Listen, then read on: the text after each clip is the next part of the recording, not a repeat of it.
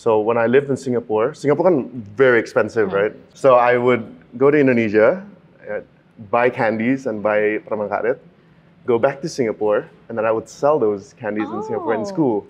So the first time I wanted to start my own business, I told my dad, and then he got really mad at me. It was deg-degan juga, because if I fail, I was like, okay, well, what am I going to do if I fail? But luckily, it became a huge success.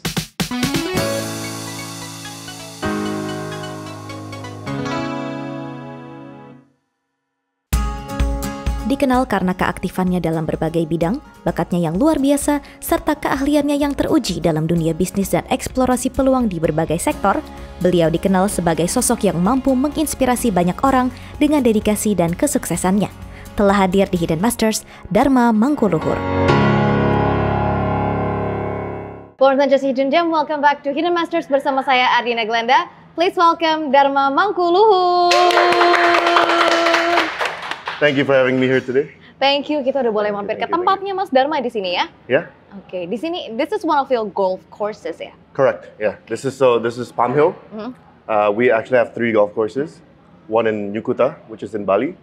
One Black Rock, which is in Belitung, and then one here, which we are today. Oke. Sejak tahun berapa nih turun ke bisnis golf? Saya mulai aktif di golf 2019. Kenapa itu? Well, golf was a passion anyways dari pas kecil. So I was exposed to 2 things. Racing, golf, and also skateboarding back then. Oh, jadi memang anaknya aktif olahraga dari kecil ya? Iya. Racing saya pernah dengar. Tapi kalau golf ternyata akhirnya diseriusin sampai jadi bisnis juga ya? Well, cuman main-main doang kan. Maksudnya sama teman-teman waktu itu. Awalnya ya? Terus, ya sekarang jadi bantuin kembangin golf lah. Kenapa akhirnya serius mengembangkan bisnis golf, Mas Darma? Soalnya I see a potential in golf. So if we see the market in golf right now, the interest, the demand of it is increasing. So sejak COVID, ever since COVID, a lot of people are interested in golf, right? So before COVID, I think the interest was more of the executive yang 40 ke atas, yang lebih prominent and more of a niche market, I would say, right? After COVID, people started to look at new sports and they were trying to find activities yang di outdoors, yang di luar. So they were interested more in golf. So we see a new players coming in. Orang-orang yang baru, misalnya the Gen Zs coming in, more millennials coming in, not just for business, but for leisure. So there's a new market segment. And I'm just talking about local, belum yang tourist, right? There's a potential big market in the tourist industry, the tourism golf industry. As a background, let's say in the world sekarang, registered golf, registered players, golf players, there's 66 million people playing golf in the world. Registered ones. And then if we look at Southeast Asia, we have one of the biggest players as well, coming in from Japan, Korea, China. Yeah. And then if we look at the market right now, in Indonesia, we have 158 golf courses. Right? We own 3 of them. Yes. And then for local players, there are 170,000 people playing. Itu buat local. But people coming in, there's 250,000 people coming into Indonesia just for golf. Almost twice the size. Almost twice the domestic size. But you may think it's big, but it's actually not. If you compare to other Southeast Asia countries, we are very small. So we take an example of Thailand. Thailand has 300 golf courses, double of ours.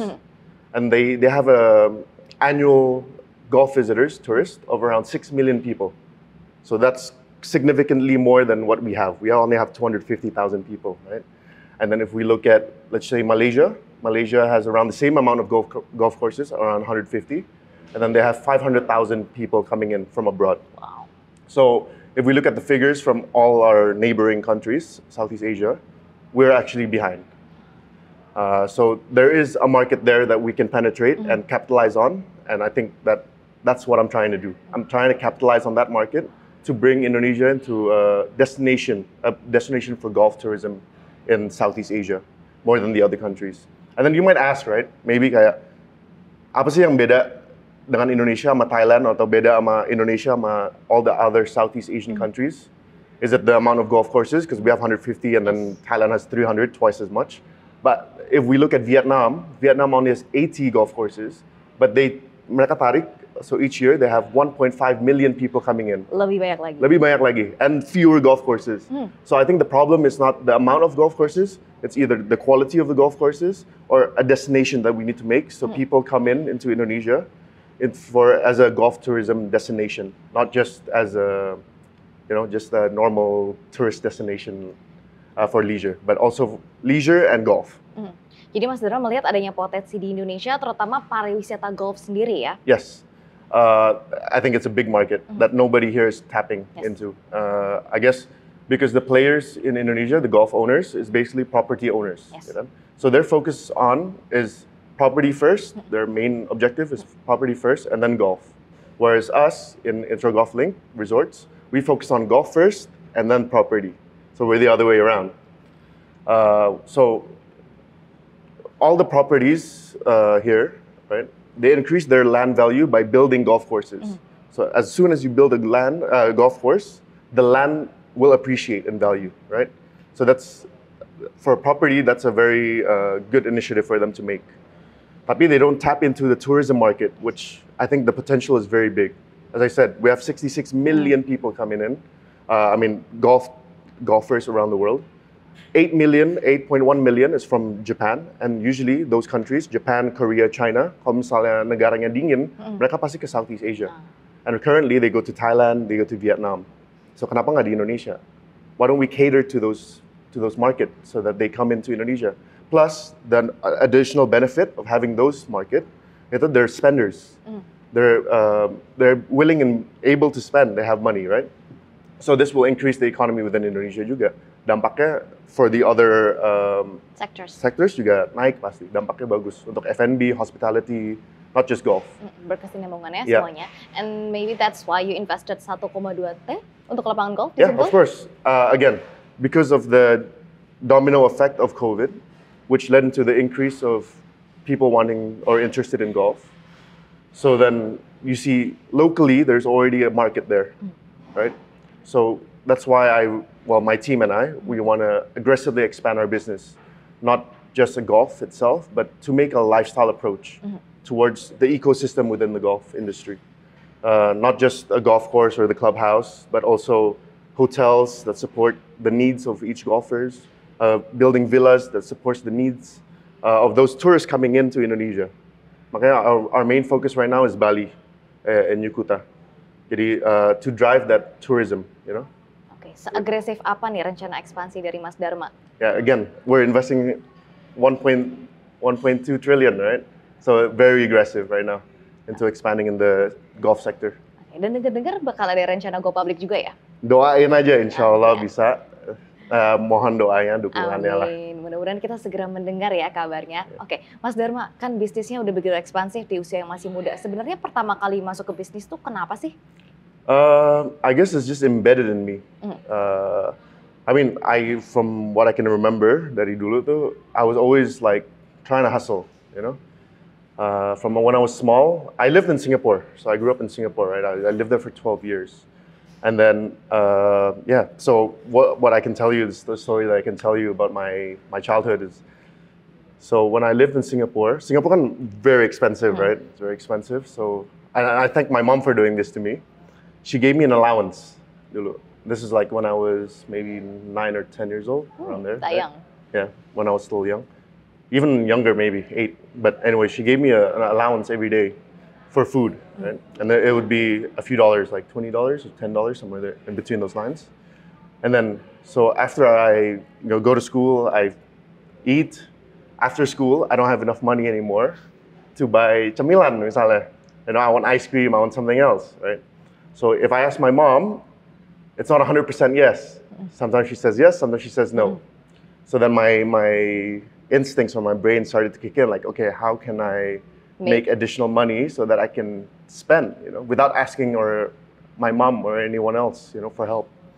So back then I used to go to Indonesia a lot juga. Jadi pas liburan, I would come back to Indonesia and then I would go back to Singapore for school, right?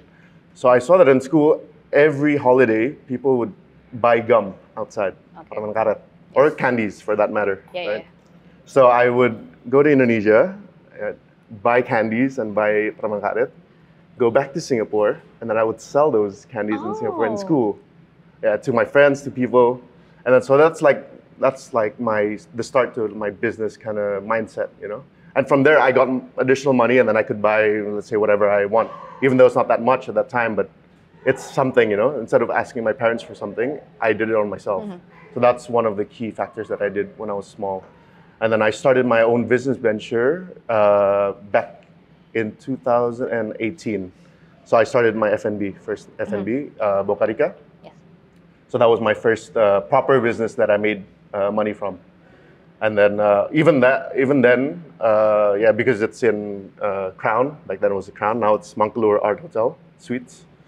It's maybe people think like, oh, he got it easy, just invest, but his dad's going to invest, blah blah blah. But the reality, there's more steps towards it, and I thank my parents for doing that, because then what's the point of them giving me, and then after that I just receive it, and then I don't learn from it, rather than they're actually teaching me on, okay, you should these steps, without them having to teach me. You get what I mean? So the first time I wanted to start my own business, I told my dad, and then he got really mad at me because he was scared. Well, he was worried, not scared, worried that if I started to have money, I would stop my college, my university. Jadi itu memang dimulai waktu Darma still in college. Yeah. So in Barcelona, there was a class, course. So it was business development, and I had to make, the teacher assigned us, the professor assigned us to make a business plan about a new project. So I made it about making an FnB outlet in Indonesia, about Spanish. So I wanted people in Indonesia to experience what I experienced in Barcelona.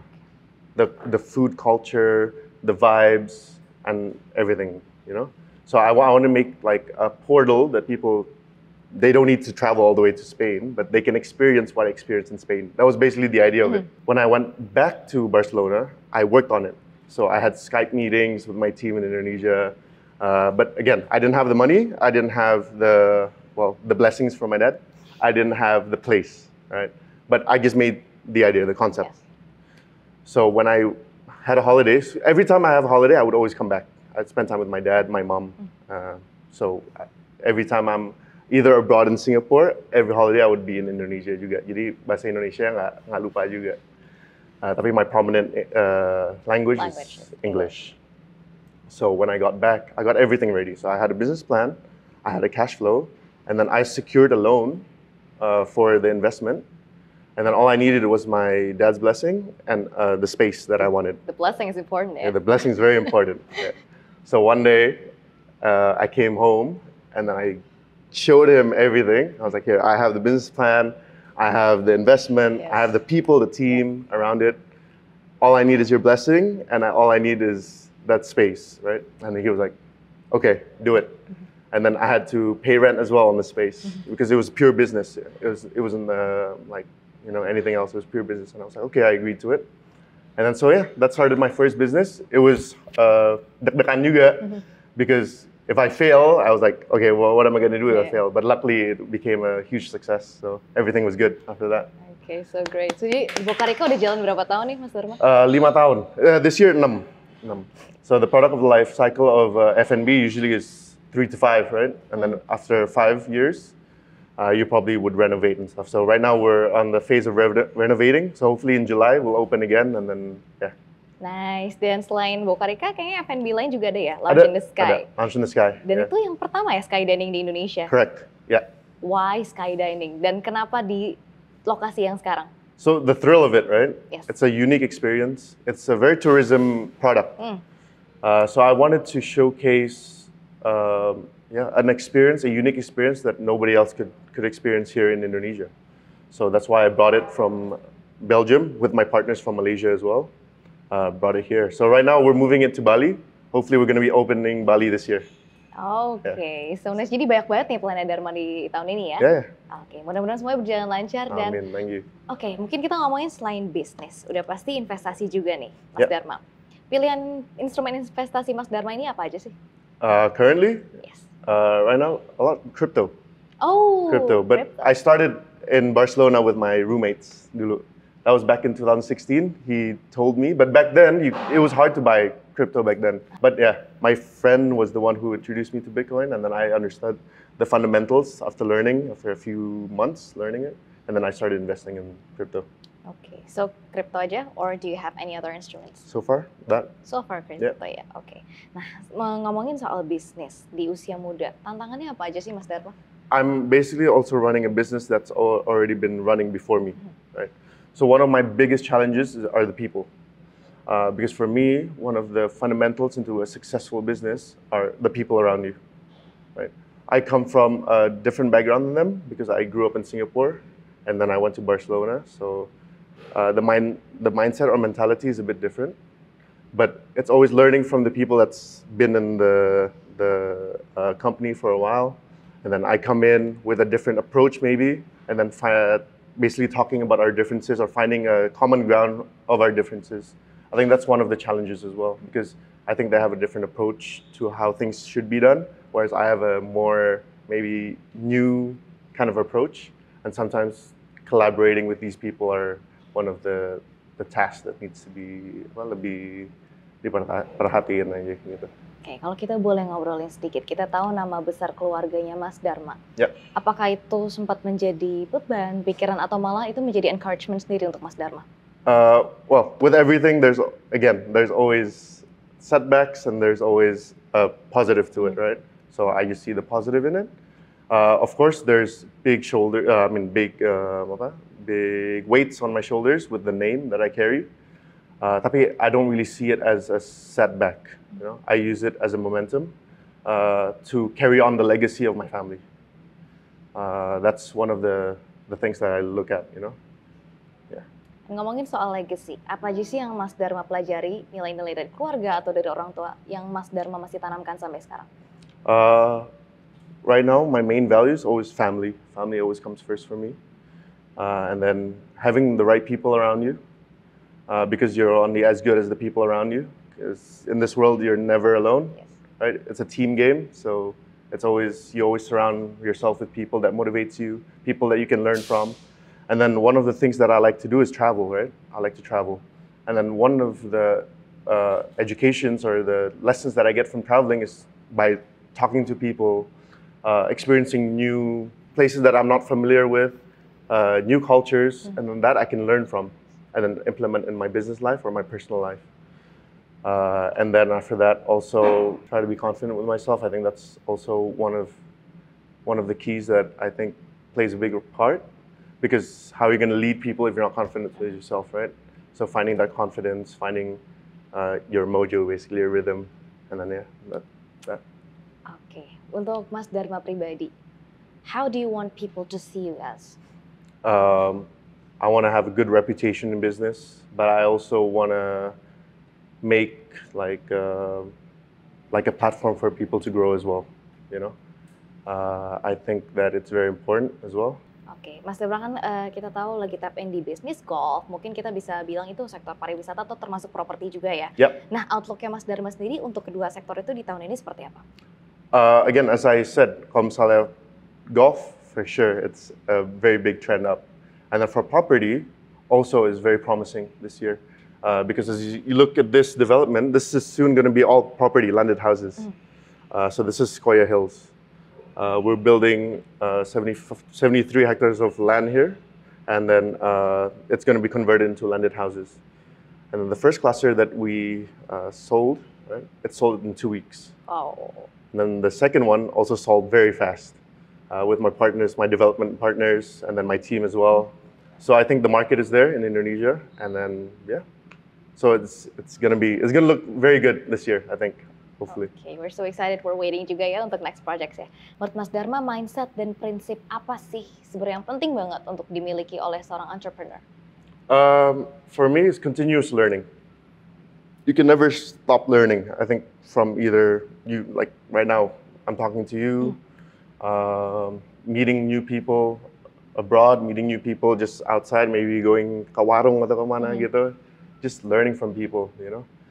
And then for me, another thing is commitment, more discipline, right? It shows your commitment for your dreams. Where do you see yourself in 10 years? Hopefully, this is all built out, the land here. I hope that the golf tourism industry in Indonesia becomes one of the leading tourism industry within the economy of Indonesia, because I know that the market is there. It's just that we need to create the destination and the infrastructure in Indonesia so that people will come in for golf tourism. So I hope that in 10 years we become the leading country in Southeast Asia to have golf tourists coming in. So that's my dream. Tentunya setelah kita tahu nanti bakal go public juga, mudah-mudahan makin ekspansif ya. Ya, mohon doanya. I mean, I'm looking at all the options, not just IPO, but also with investors, also from our cash flow as well, to continuously expand the golf business. Again, because I really trust the product and I really trust that there is a market out there for this product. Mas Darma, kita punya satu pertanyaan terakhir sebelum kita nanti ada segmen games ya. Oke, definisi sukses untuk Darma Mangkuluhur. Success is not just yourself, but success is also if you can help lift other people around you. So seeing my friends, seeing my family, seeing all around me succeed in life as well, and I can help with that, and they can help with mine too. I think that's the definition of what I want to try to do. What is success? Success maybe for me is also having a loving family, having the time to juggle between my work life and also my family, because family is very important to me too. Not just cash flow or like a business standpoint, but I think family plays a big part into being successful in life, because someone can be successful in business, have all the money, have all the things they want in business, but in their personal life, they don't have any family that they can go to and have that closure, you know, I mean, have that support system. So I wanna be able to balance both. Cool, thank you Mas Darma. Kita akan menuju ke segmen games ya. Sudah siap? Ya, oke. Oke, let's do it. Apa nih gamesnya? Jawab dengan gambar. Oke. Silakan diambil alat yang digunakan untuk mengukur suhu tubuh.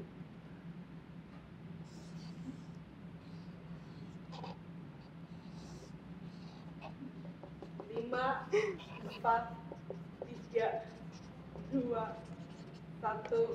Oke, Mas Darma. Oke. Ini kayak bulu. Lebih kayak bulu. Thermal. Negara yang terkenal dengan key wave adalah negara? Key wave. K-wave. Key wave. Oh.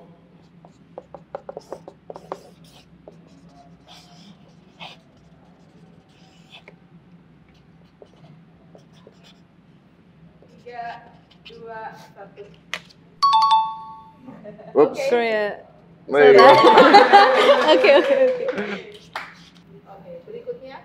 Benda empuk untuk tidur yang biasanya diisi dengan bulu atau kapas disebut?